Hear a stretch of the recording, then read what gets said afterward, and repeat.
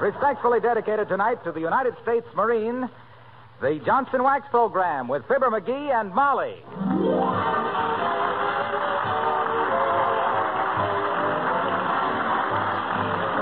The makers of Johnson's Wax for home and industry present Fibber McGee and Molly, written by Don Quinn and Phil Leslie, with music by the King's Men and Billy Mills Orchestra.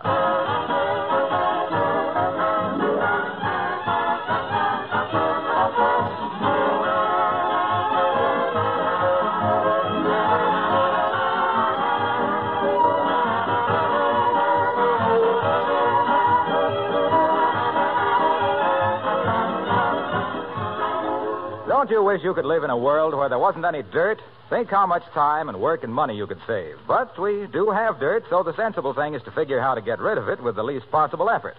One way, of course, is with the regular use of Johnson's Wax on your floors, furniture, woodwork, and other surfaces. Here's an important thing to remember. Both Johnson's liquid wax and cream wax clean as they polish. The dirt comes off when you apply the wax, and when you polish the surface, it becomes immaculately clean and beautiful. The film of Johnson's Wax itself is invisible, but it protects against moisture and wear and can be renewed when necessary to make that protection last indefinitely. If you haven't been using Johnson's liquid wax or the cream wax, try them, especially on your furniture, woodwork, and accessories. You'll know what we mean when we say the wax cleans as it polishes.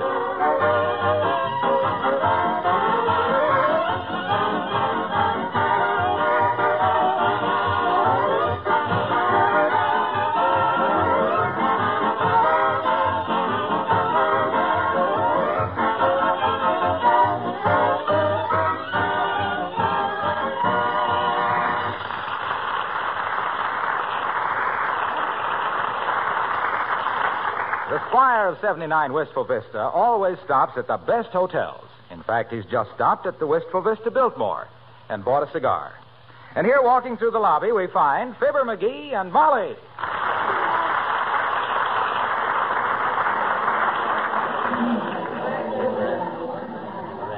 Wise guy. What's the matter? Oh, that cigar clerk. I asked him if he would sell me an El Ropo Caballo, and he says yes.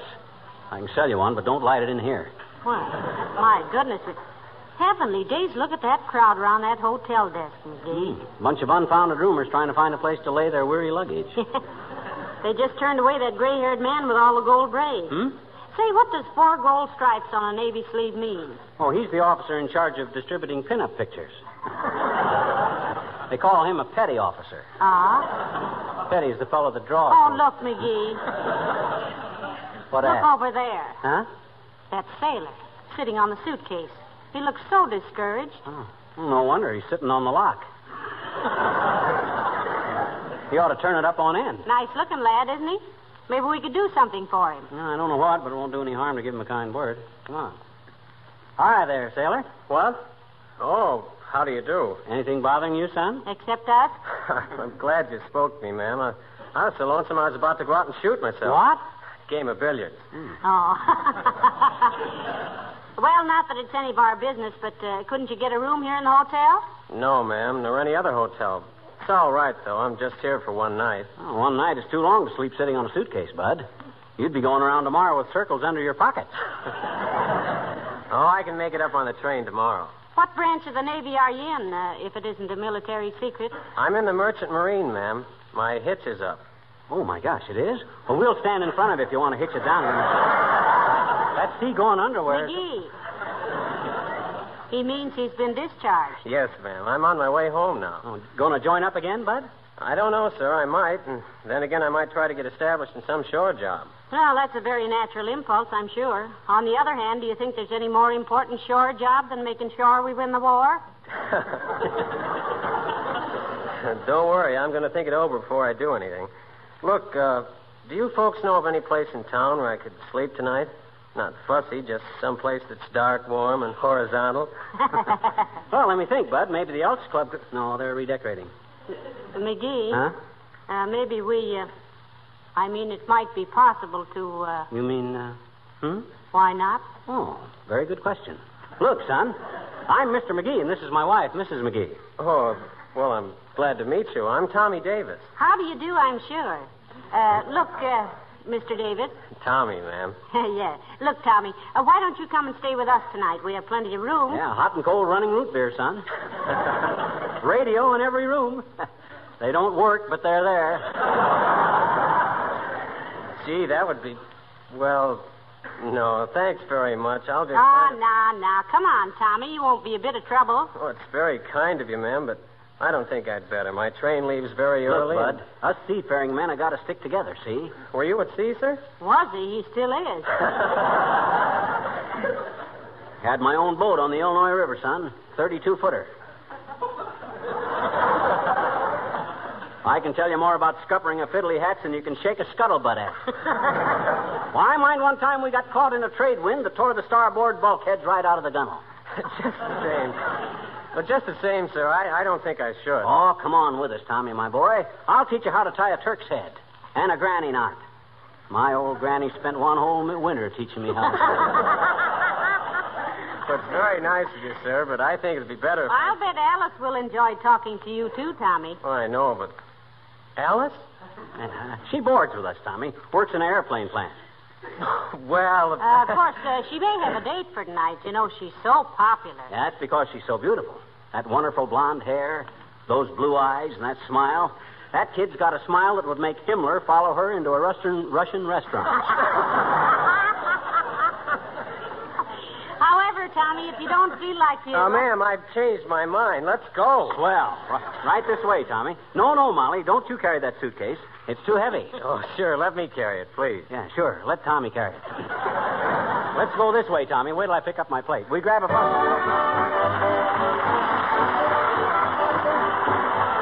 Billy Mills and the orchestra and Stomping at the Savoy.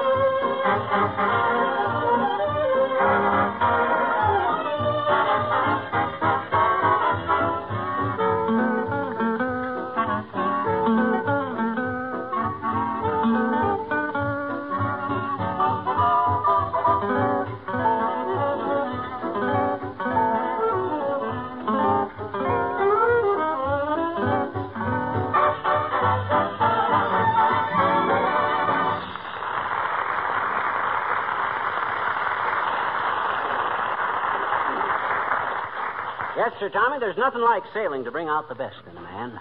I always travel by rail myself, particularly on a boat.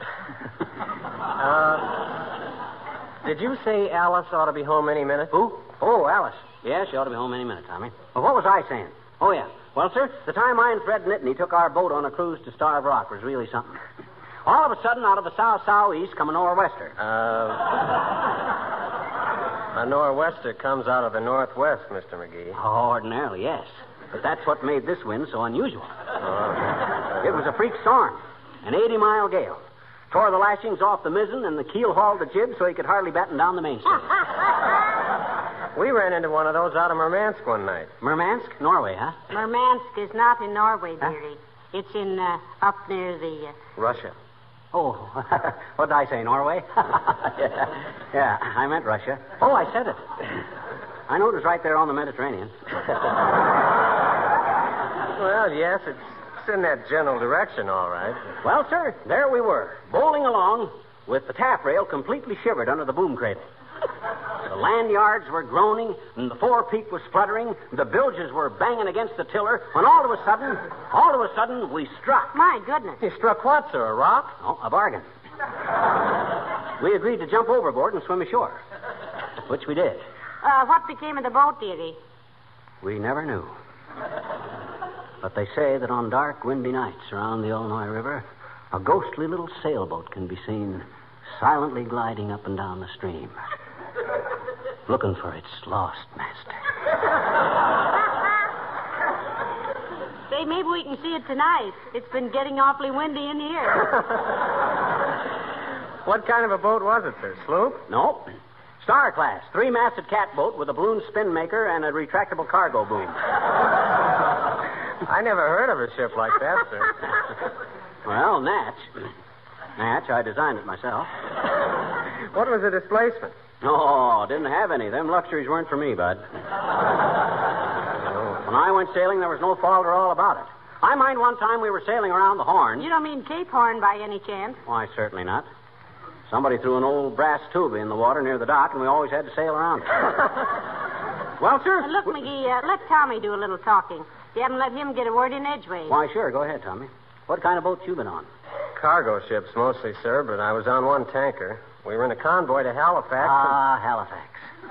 I planned to sail up there one summer. 1922 it was. Or was it 1923? No, it was 1922. Or was it? Well, now, let's see. Zan lost his teeth in the hay in 1920. No, it was 1924. I think. Yes, it was 1924. Well, it could have been 25. Well, I wish you knew for sure, sweetheart. Huh? I'm all a twitter to know what year it was you didn't go anyplace. Look, Tommy, did you say you were going to sign on for the Merchant Marine again? I don't know, ma'am. I haven't made up my mind. I've got to think about my future. Why, sure you have, son. But I was reading the other day that after the war, the Merchant Marine was going to be one of the great American industries.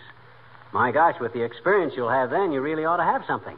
You might be right about that, sir, but... Well, maybe the boy doesn't like the life, McGee. Oh, I love it, ma'am. I'm just thinking if I ever got married... If you ever got married, your wife would be pretty proud of you, Tommy. Holding down a good job with a big steamship line and knowing you did the job you were trained for all through the war. Incidentally, I wonder if they'd take me. Oh, sure. Why, you get seasick crossing the gutter on a rainy day. But, Tommy, why don't you... What's the matter, Tommy? Thought I heard the front door open.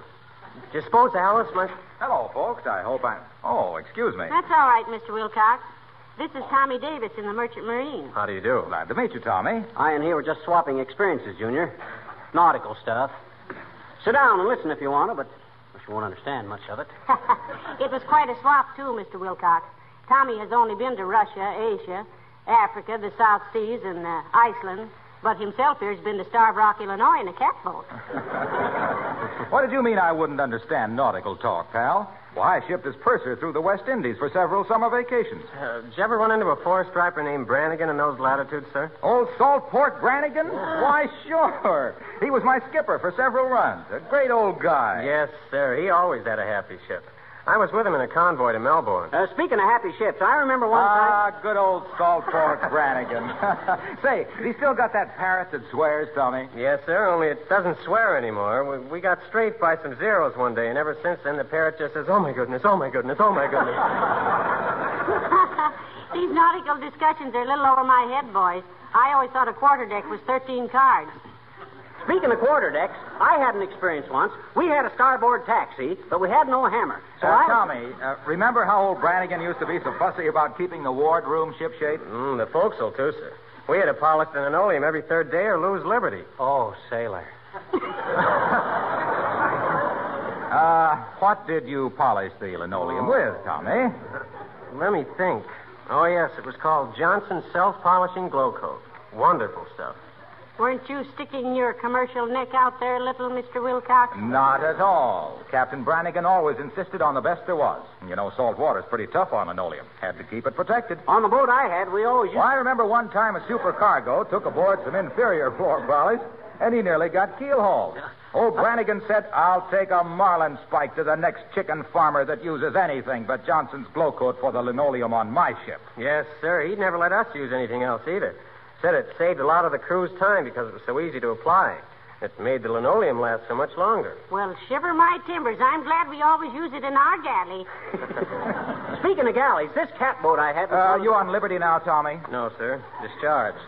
Thinking of taking a shore job. We've been telling him that he's needed a lot more in the Merchant Marine, Mr. Wilcox. You certainly are, Tommy, very badly. Trained seamen are pretty scarce. It's men like you the services depend on to deliver the goods where they need it. You know what General Eisenhower said about you fellas? No, sir. Well, he said every man in this Allied command is quick to express his admiration for the loyalty, courage, and fortitude of the officers and men of the Merchant Marine. They've never failed us yet, and we know they never will. Gee, did General Eisenhower say that? He sure did, Tommy. I remember reading about that. Yeah, you better stay with it, Tommy. You're an essential man, and you're building up to a great job after the war in the Merchant Marine. And say, if you ever ship with old Salt Port Brannigan again, Tommy, tell him Purser Wilcox wished him a happy voyage. Yes, sir. What are you doing now, sir, in case he asks? I'm selling Johnson's self-polishing glow coat, Tommy. When I hit the deck, they rise and shine. But what I dropped in for, pal, was to know if you're going bowling tonight. Oh, not tonight, Waxy. If Alice Darling and Tommy here go out to a movie or something tonight, they might want me to go along. Oh, sure. You'd be as welcome as a spotlight in Lover's Lane. You have to go now, Mr. Wilcox? Yes, I do, Molly. I'll see you later. Glad to have met you, Tommy. Glad to have had you aboard, sir. Nice to have been aboard, mister.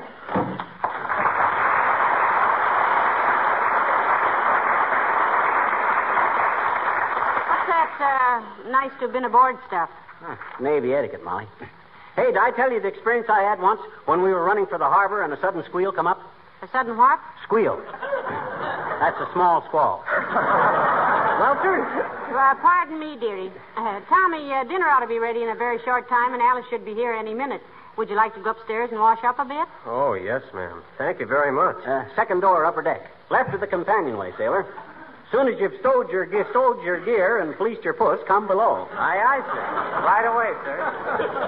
Oh, my. Isn't he a nice lad, McGee? Yeah. I'm sure Alice and Dr. Gamble will like him. Doc Gamble. What's that old bedside bandit got to do with it?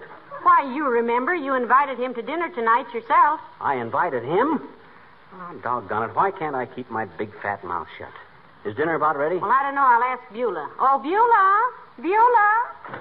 Somebody bawl for Beulah?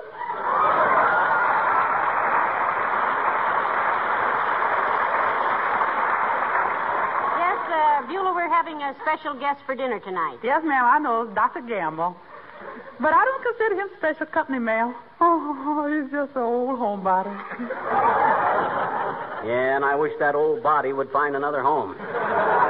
He's going to eat us out of ours. I thought the doctor was on a diet. He is, ma'am. He tell me, Beulah, I'm on a very special diet. I don't eat nothing but food. You can say that again. But we weren't referring to him, Beulah. We brought home a sailor from the Merchant Marine. Yes, he couldn't find a place to sleep tonight, so he's staying with us. Okay, ma'am. Miss Alice gonna be here, too? No, sure. And that sailor so steamed up to meet her, he whistles at grade crossing. He may take her to a movie after dinner, Beulah. Is there a good one in town? Well, they say the picture at the Bijou is real good, ma'am. It's all about the income tax, I think. A movie about the income tax? What's the name of it? National Velvet. I think that picture's about a steeplechase, Beulah. No, same thing. One little stumble and it's a horse on you. Well, don't you worry now about this sailor being fed good, folks. We got plenty of everything, and more than that, most. Good. He'll sleep in Uncle Dennis's old room, Beulah. And I hope it ain't haunted. Uncle Dennis entertained a lot of spirits in there. Entertained a lot of spirits in there?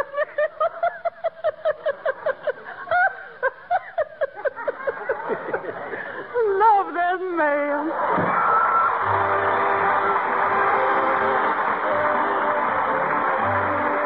The Kingsmen singing Oh Michael.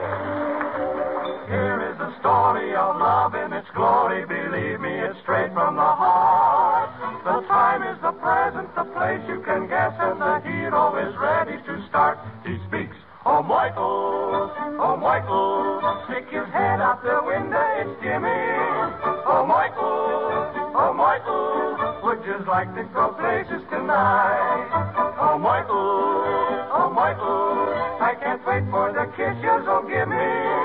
Oh Michael, moment you kiss me, the world is alright. Our romance is while we're dancing, while me heart flies as high as a kite. Oh, Michael, hurry up, hurry down to your Jimmy. When a guy's on a foil, oh, how he wants a coil, oh, when I wants me Michael tonight. Don't you break a date? Hey, boy! Don't you break a date? Don't you break a date? Are you gonna leave me standing here until I grows a beard? Oh, Michael, use the perfume I like, don't forget it. Oh, Michael, me title, there'll be no sweeter coil in the block. Better hurry down, better hurry up. Oh, Michael, hey, Michael, if a guy should get fresh, he'll regret it. Oh, Michael, me title, feel me muscles stays hard as a rock. I got a lot to tell you, all the things that me heart couldn't write. So, Mike, get your skite on your sight and lay finding your Jimmy. Though I ain't much on grammar, I'll learn about grammar when I'm with me, Michael. Tonight.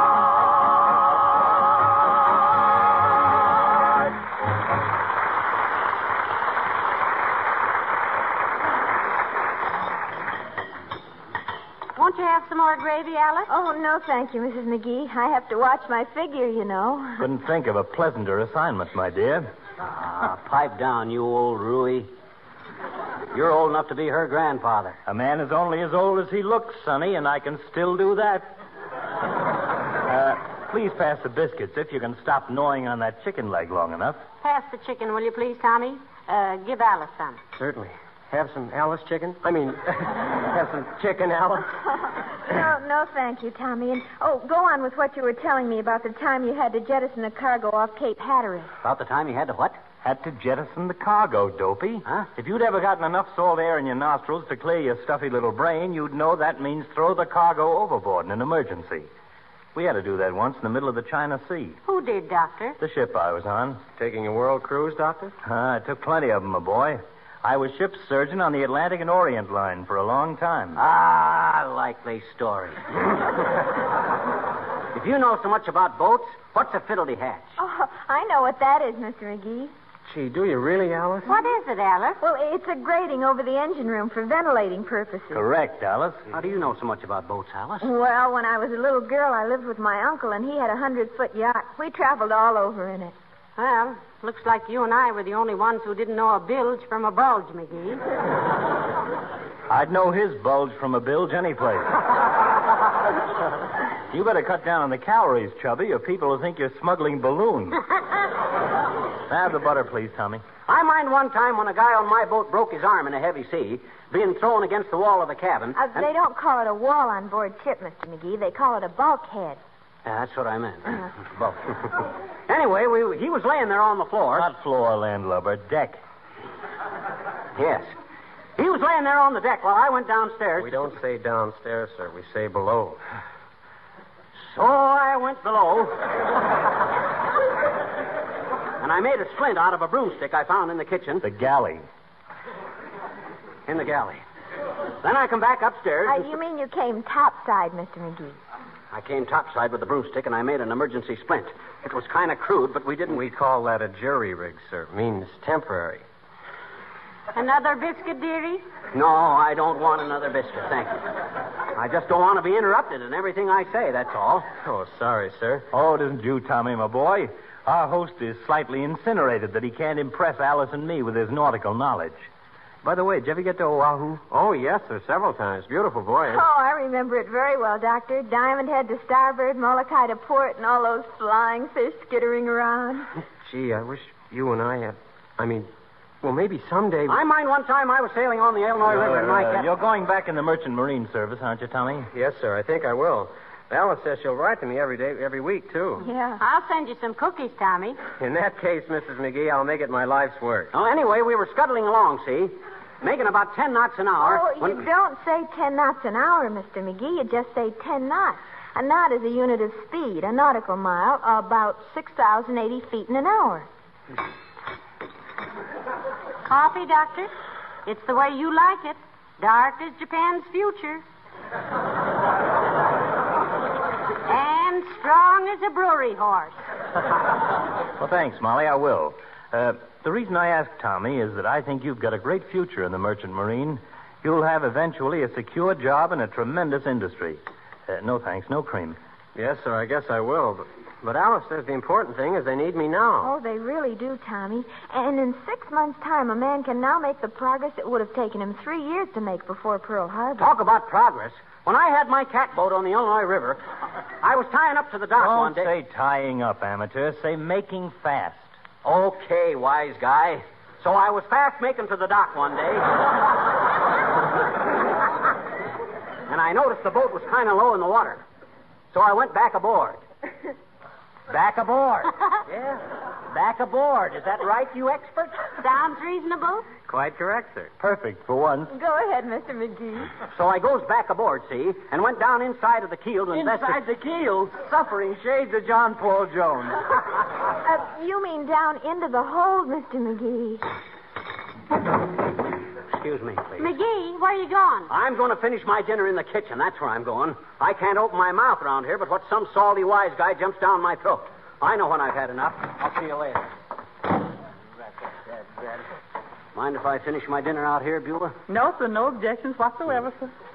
Ain't they giving you no elbow room? That's not the trouble, Beulah. I'm outclassed in there, that's all. I came out here because you're the only person in the joint that knows nothing about boats. Oh. Are you kidding, mister? What do you mean? Well, for goodness sakes, I was stewardess on an ocean liner for 7 years. You was... Oh, this is ridiculous.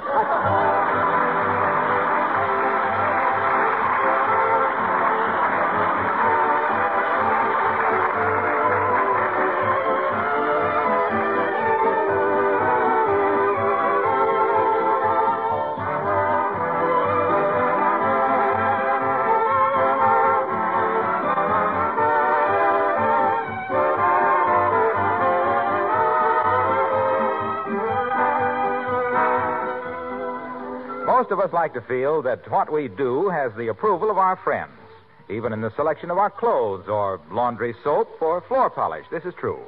Well, then, if you're one of the many housekeepers who keep your linoleum floors sparkling with Johnson's self-polishing Glow Coat, you should feel pretty good, because Glow Coat is the choice of most housekeepers.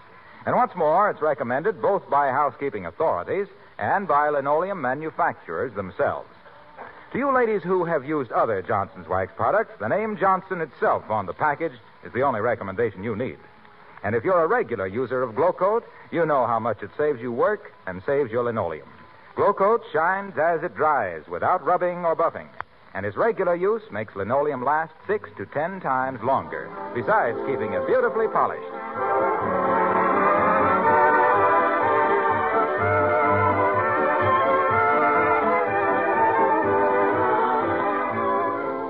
Ladies and gentlemen, there's really an urgent, almost desperate need for men in the merchant marine.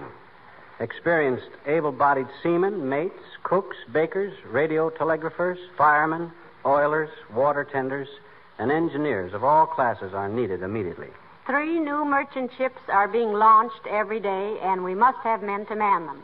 This is a vital war job with a great post-war future. So we hope all qualified men will wire collect at once to Merchant Marine, Washington, D.C., giving their ratings and addresses. They'll be put on standby pay immediately, and transportation will be furnished to the port of assignment. Get out on the water, men, for the land's sake. Good night. Good night, all.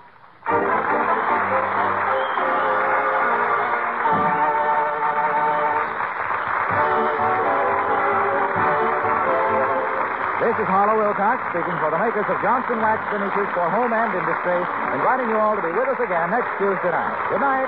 This is the National Broadcasting Company.